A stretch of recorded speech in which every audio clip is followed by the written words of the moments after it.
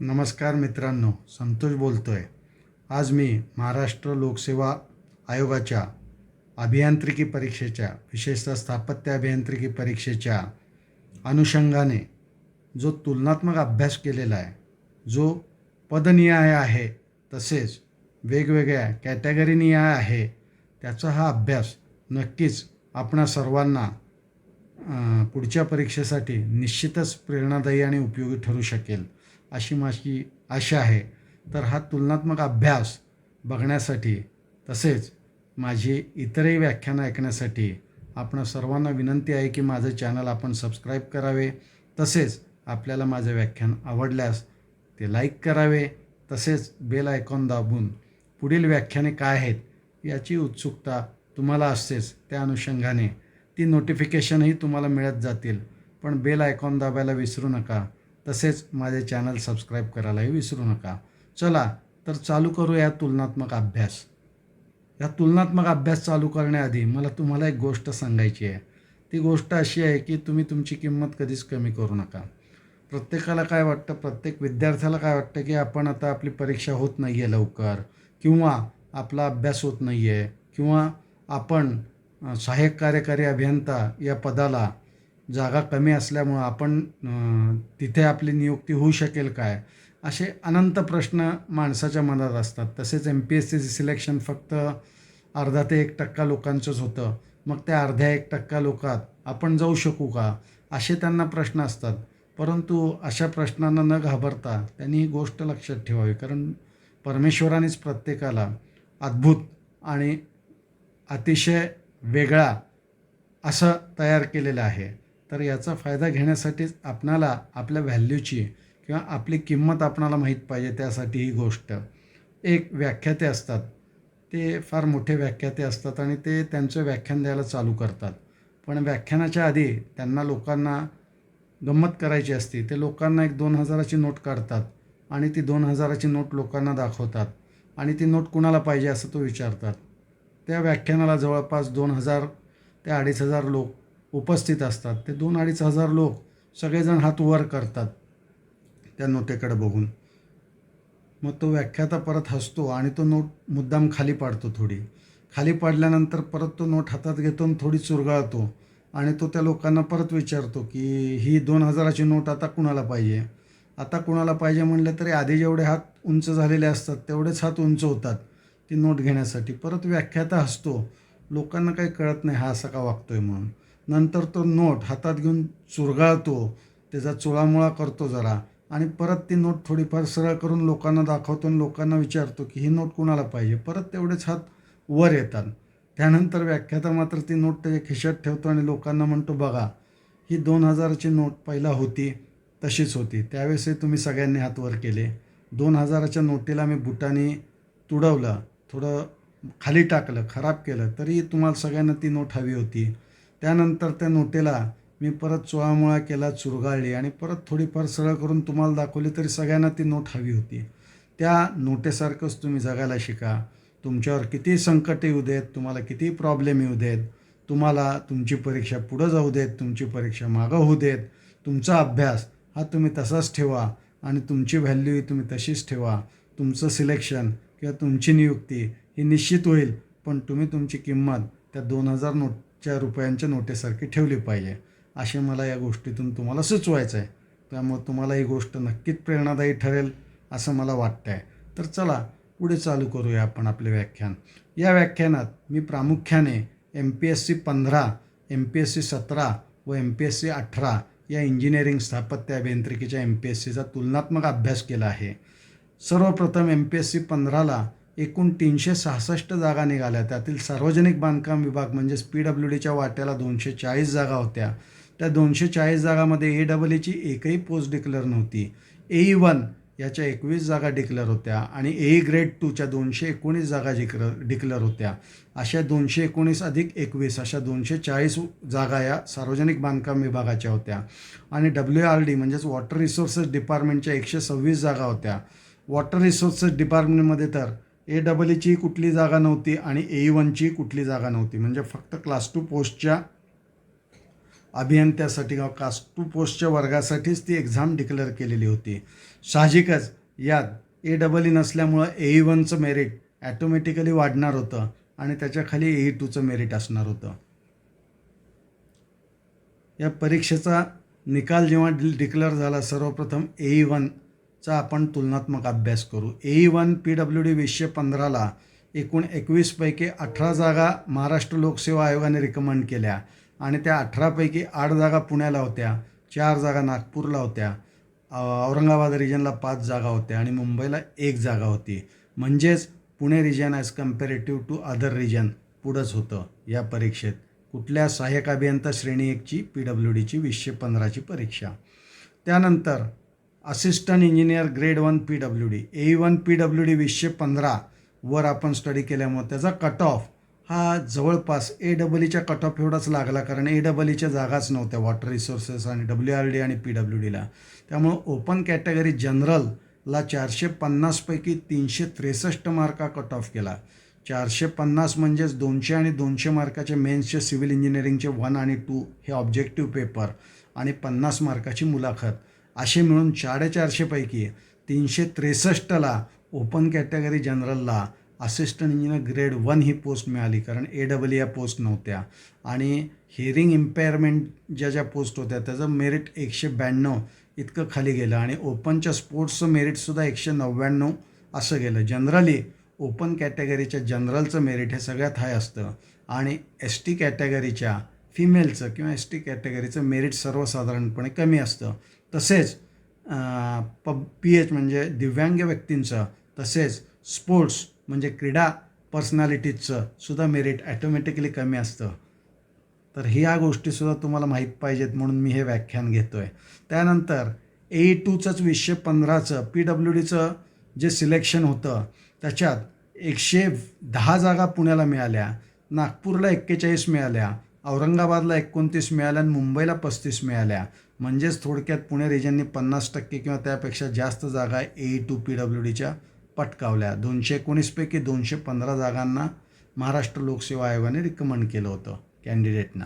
त्याच्यानंतर AE2 PWDचा cut off हा 313 होता, म्हणजेच तो AE1 सारखाच होता, कारण AEEच्या जागा नसल्यामुळं AE1ला AEEचा कट ऑफ आला आणि AE2ला AE1चा कट ऑफ आला. त्यामुळे ओपन जनरलचं मेरिट हे 313 असं होतं आणि ST फिमेलचं मेरिट मात्र 182 असं होतं. तर हा मेरिटमधला डिफरन्स असतोच, पण आपण जनरली सर्वांनीच ओपन कॅटेगरीच्या जनरलमधून आपलं मेरिट येईल याची आपण काळजी घेतली पाहिजे आणि त्या दृष्टीने अभ्यास केला पाहिजे. तसेच आपण कुठल्याही कॅटेगरीचे असाल त्या कॅटेगरीला आपण नेहमीच टॉपला राहिलं पाहिजे. म्हणजेच असं म्हणत होते आमचे काका, कायम म्हणायचे, तू काही हो पण there is always vacuum at top. म्हणजेच जी व्हॅक्यूम टॉपला आहे त्या टॉपमध्ये तुम्ही जाण्याचा प्रयत्न करा. तुम्ही AE2 असा, तुम्ही AE1 व्हा, तुम्ही AEE व्हा, परंतु त्या पोस्टचे जे निवडक चांगले उमेदवार आहेत किंवा निवडक चांगले अभियंते आहेत त्या अभियंत्यांच्या जागा घेण्याचा तुम्ही प्रयत्न करा. म्हणजेच वरच्या लेवलला माणसांना निश्चित किंमत असते. मग तुम्ही क्लास 2 असा, क्लास 1 असा किंवा सुपर क्लास 1 असा, पण त्या व्हॅक्यूममध्ये जाण्याचा तुम्ही निश्चित प्रयत्न करा.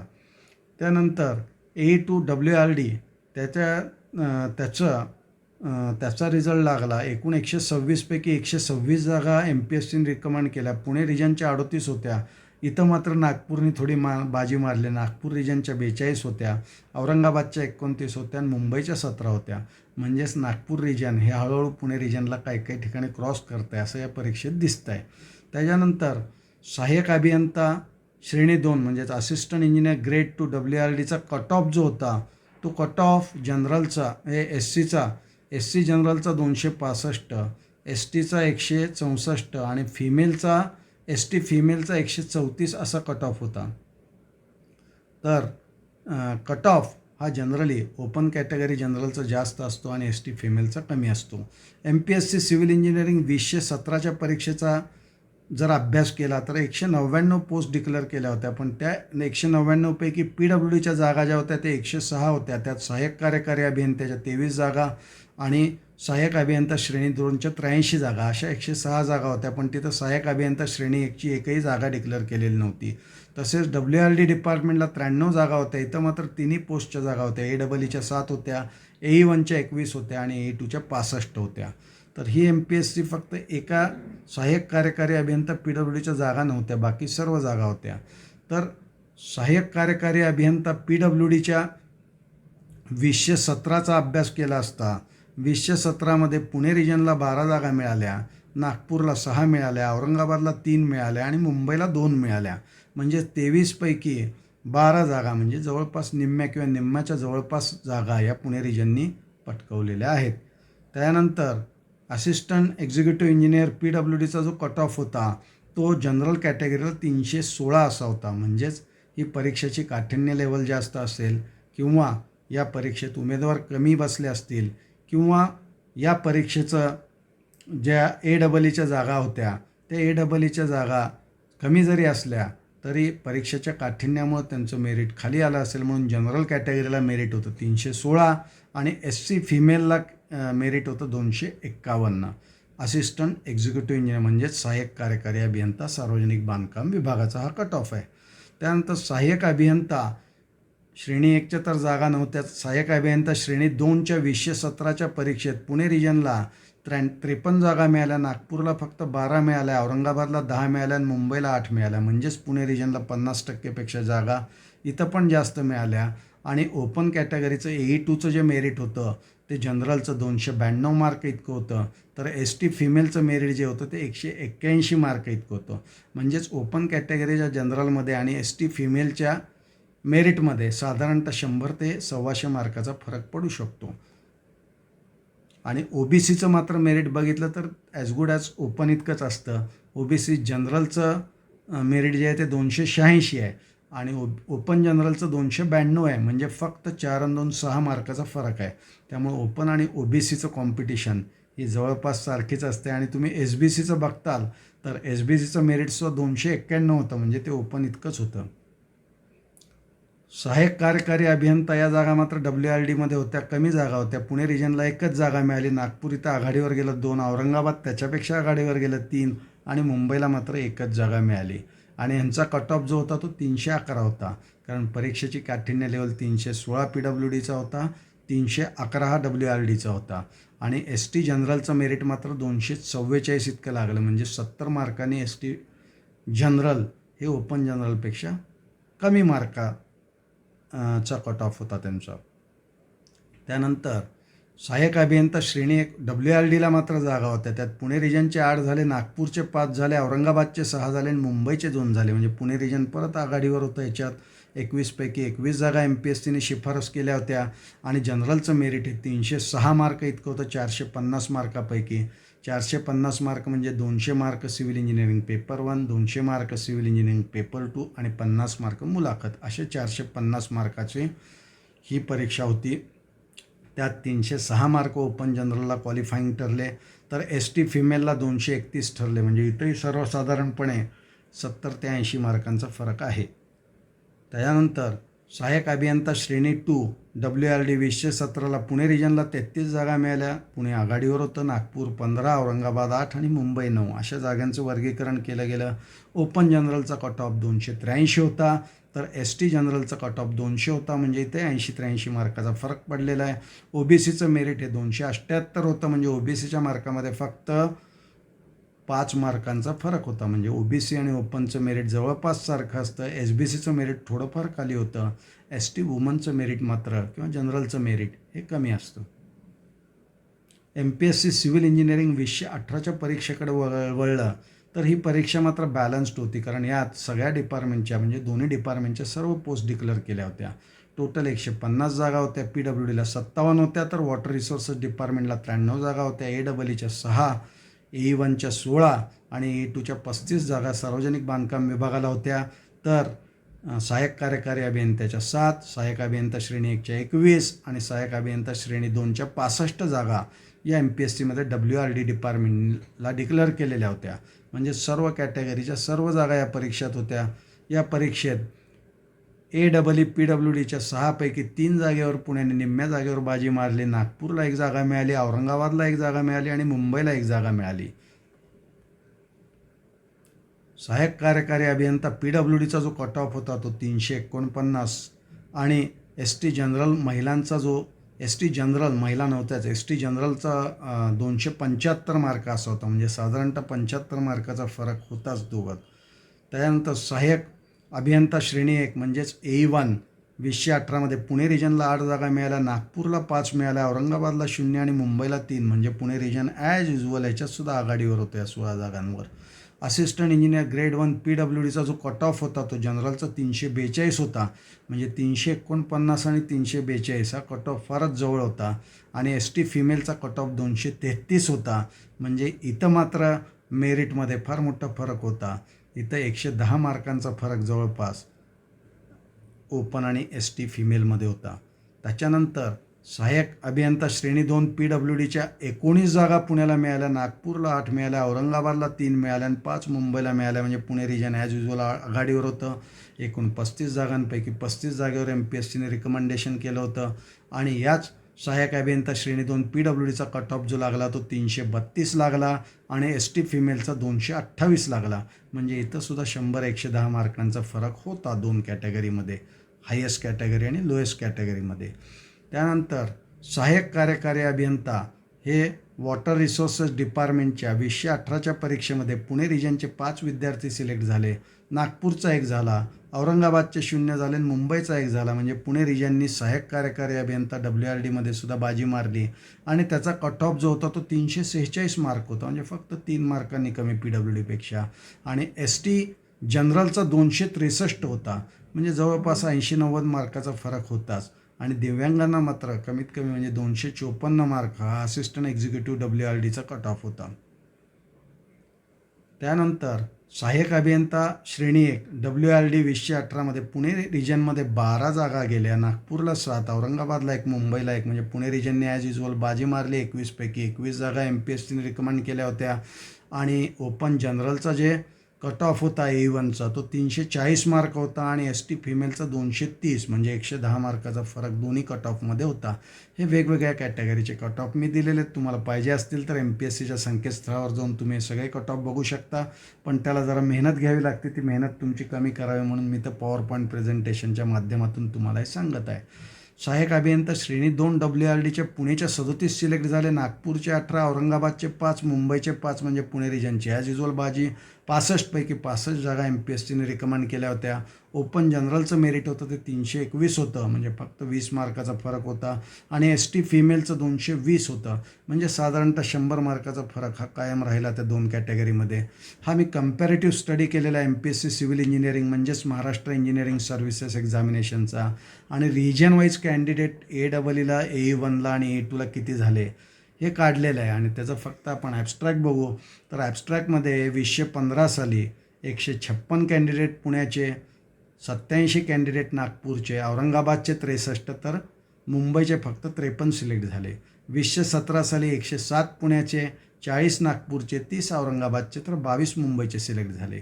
तर 2018 साली 84 पुण्याचे, 40 नागपूरचे, 10 औरंगाबादचे आणि 16 मुंबईचे सिलेक्ट झाले. म्हणजेच हा कम्पॅरेटिव्ह स्टडी बघितले असता पुणे रिजन किंवा पुणे सेंटर जे आहे ते कायम या निकालात आघाडी घेत आहे हे निश्चितच दिसतं आहे आपल्याला. आणि रिजन वाईज पर्सेंटेज सिलेक्शन बघितलं तर पुण्याचं AEE या पोस्टसाठी 47% सिलेक्शन दिसतं आहे, 23% हे नागपूरचं दिसतं आहे, 18% जे दिसतं आहे ते औरंगाबादचं दिसतं आहे आणि 12% हे दिसतं ते मुंबईचं दिसतं आहे. म्हणजे पुणे 50% एकीकडं आणि उरलेले 3 रिजन एकीकडं, असंच चित्र AEEच्या परीक्षेत दिसतं आहे.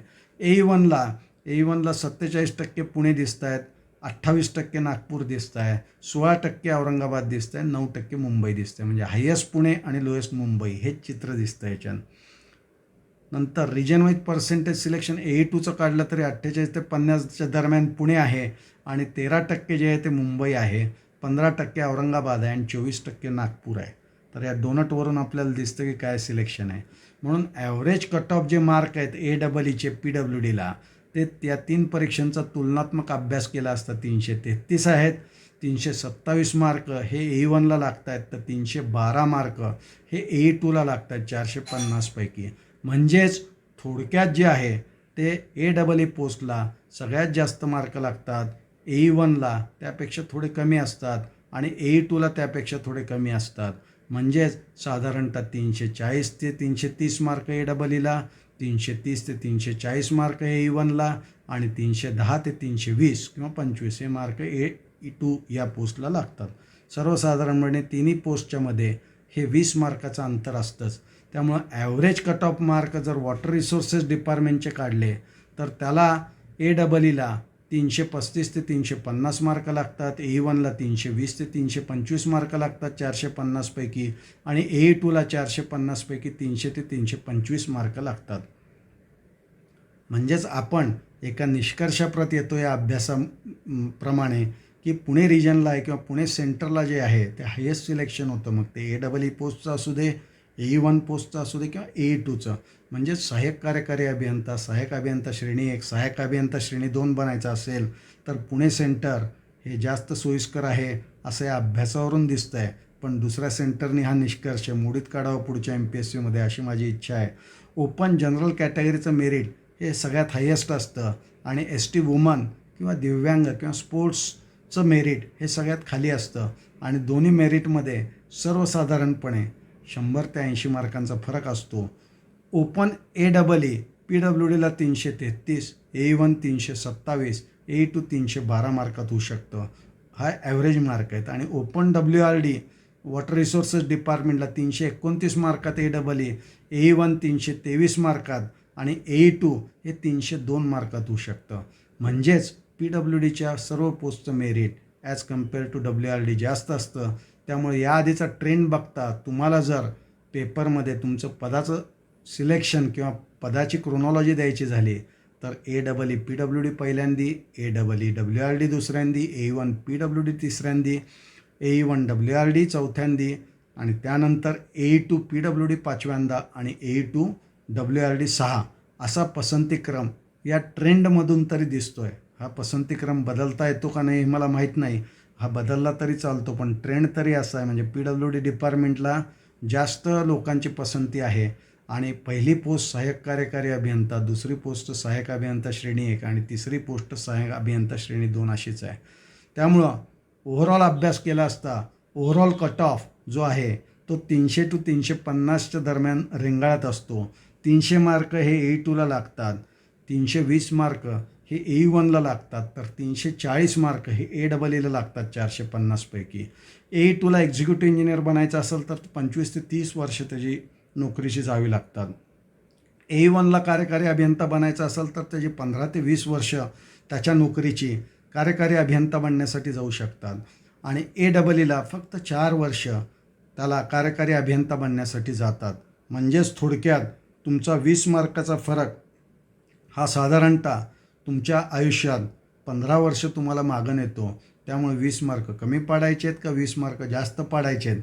म्हणजे आत्ताच तुम्ही अभ्यास जास्त केला तर तुम्ही पदानुसार तुमच्या खात्यामध्ये सर्वोच्च पदावर काम करण्याची संधी सहाय्यक कार्यकारी अभियंत्याला निश्चित असते. सहाय्यक अभियंता श्रेणी 1ला या संधी फार कमी असतात. सहाय्यक अभियंता श्रेणी 2ला तर त्याहून या संधी धूसर बनतात. त्यामुळं तुम्हाला सहाय्यक अभियंता श्रेणी 1 बनायचं आहे का सहाय्यक अभियंता श्रेणी 2 बनायचं आहे का सहाय्यक कार्यकारी अभियंता बनायचं आहे हे तुमचं तुम्ही ठरवायचं आहे. पण हे ठरवताना या प्रमोशनच्या संधी तुम्ही बघायच्यात.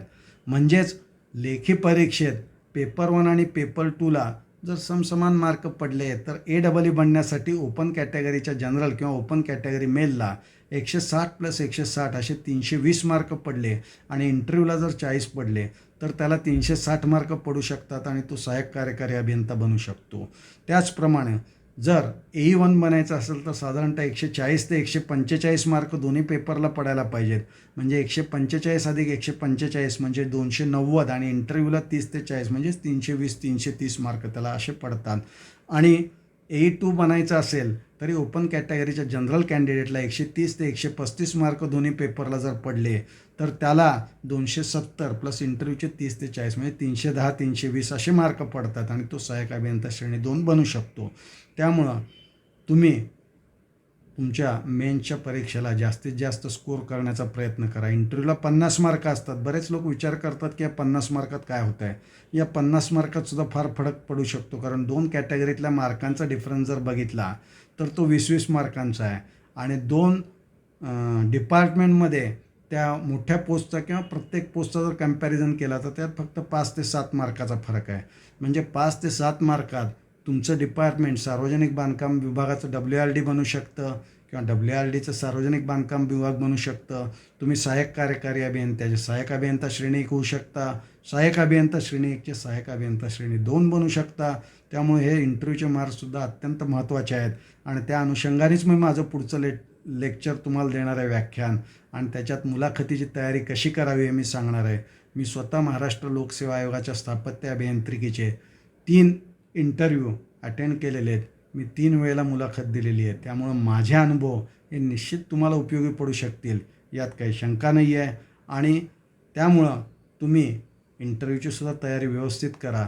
पण मेन्सचा कोर अत्यंत महत्त्वाचा आहे, हे पण लक्षात ठेवा. पण 5-10 मार्कात डिपार्टमेंट निश्चित चेंज होऊ शकते आणि 5-10 मार्कात पोस्टसुद्धा निश्चित चेंज होऊ शकते, हे लक्षात ठेवा. त्यामुळं 5-10 मार्काचा फरक हा तुमच्या आयुष्यात 15-20 वर्षाचा बॅकलॉग ठरू शकतो. तर त्या अनुषंगानं तुम्ही अभ्यास जोरात करा, हीच विनंती. आणि यापुढेही माझे लेक्चर पाहत राहा आणि यातून तुम्हाला स्फूर्ती येईल, तुम्हाला प्रेरणा येईल आणि तुम्हाला कम्पॅरेटिव्ह स्टडी करेल. तुलनात्मक अभ्यास करणे अत्यंत महत्त्वाचं असतं, तर तो तुम्ही अभ्यास करावा हीच अपेक्षा. तोपर्यंत टाटा, बाय.